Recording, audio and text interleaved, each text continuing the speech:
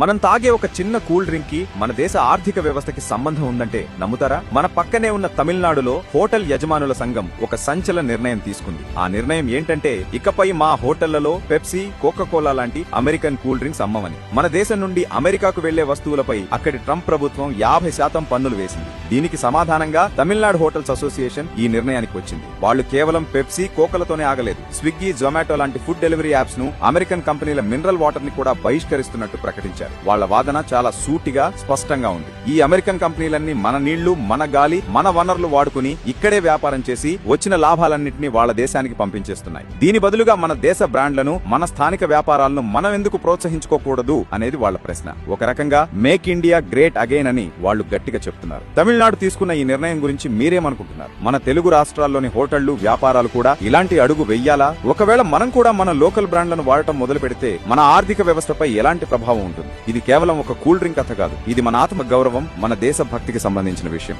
ఈ serious topic పై మీ అభిప్రాయం ఏంటో కింద కామెంట్స్ లో చెప్పండి. ఈ చర్చ మనందరిలో జరగాలి. అందుకే ఈ వీడియోను లైక్ చేసి మీ స్నేహితులకు, కుటుంబ సభ్యులకు షేర్ చేయండి. జై భారత్.